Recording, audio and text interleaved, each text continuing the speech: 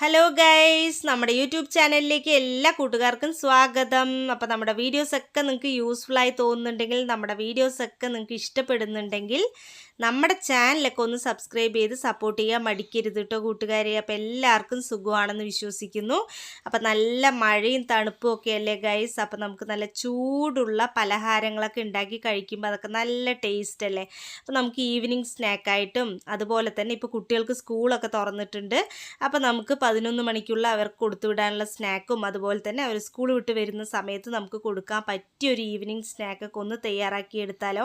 അപ്പം നമ്മുടെ വീട്ടിൽ സ്ഥിരമായിട്ട് ഉണ്ടാവാറുള്ള ഐറ്റംസ് കൊണ്ട് തന്നെ നമുക്ക് ഒരുപാട് ഇൻഗ്രീഡിയൻസ് ഒന്നും ആവശ്യമില്ല, ഒരുപാട് പണി മെനക്കെടൊന്നും ആവശ്യമില്ല. വളരെ ഈസി ആയിട്ട് നമുക്ക് കുറഞ്ഞ സമയം കൊണ്ടൊക്കെ ഉണ്ടാക്കിയെടുക്കാൻ പറ്റിയൊരു കിടിലൻ ഐറ്റമാണ് കേട്ടോ ഇത് മുട്ട പാലട എന്ന് പറയുന്ന ഒരു സ്നാക്കാണ് കേട്ടോ. നല്ല ടേസ്റ്റാണ്, അടിപൊളിയാണ്. കുട്ടികൾക്കൊക്കെ നന്നായി ഇഷ്ടപ്പെടും.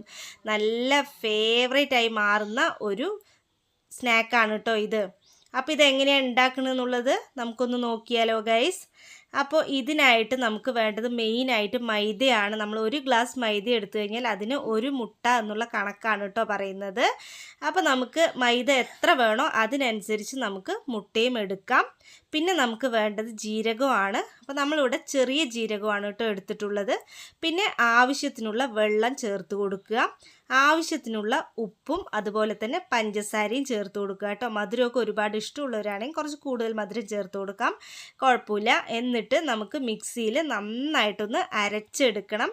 നമ്മൾ മിക്സിയിൽ അരയ്ക്കുമ്പോൾ വെള്ളം കൂടി പോവാതെ ശ്രദ്ധിക്കണേ. നമ്മൾ ദോശ മാവൊക്കെ എങ്ങനെയാണോ അതിനനുസരിച്ചുള്ള ആ ഒരു പാകത്തിൽ വേണം നമ്മൾ മിക്സ് ചെയ്ത് എടുക്കാനായിട്ട്. അപ്പോൾ മിക്സിയിൽ നന്നായിട്ടൊന്ന് മിക്സാക്കി എടുത്തതിന് ശേഷം നമ്മൾ ഇതൊന്ന് ദോശക്കല്ലിലോ നോൺ സ്റ്റിക്ക് പാനിലോ ഒഴിച്ചെടുക്കാം കേട്ടോ. ദോശയൊക്കെ നമ്മൾ ചുട്ടെടുക്കുന്ന പോലെ തന്നെ 2 സൈഡും നമ്മൾ തിരിച്ചും മറിച്ചും ഇട്ടിട്ടാണ് ഇത് റെഡിയാക്കി എടുക്കുന്നത്.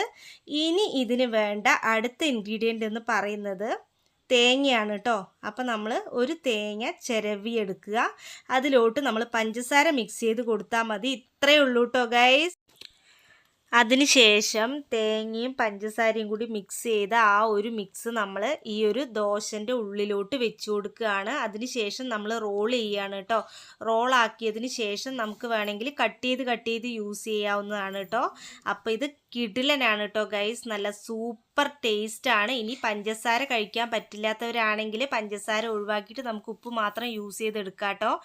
നല്ല അടിപൊളി ടേസ്റ്റി ആയിട്ടുള്ള ഈ ഒരു മുട്ടപ്പാലട എല്ലാവരും ഒന്ന് ട്രൈ ചെയ്ത് നോക്കാൻ മറക്കരുത്. വീഡിയോ യൂസ്ഫുള്ളായാൽ ലൈക്ക് ചെയ്യൂ, സബ്സ്ക്രൈബ് ചെയ്യൂ. അടുത്ത വീഡിയോയിൽ കാണാം. Bye bye.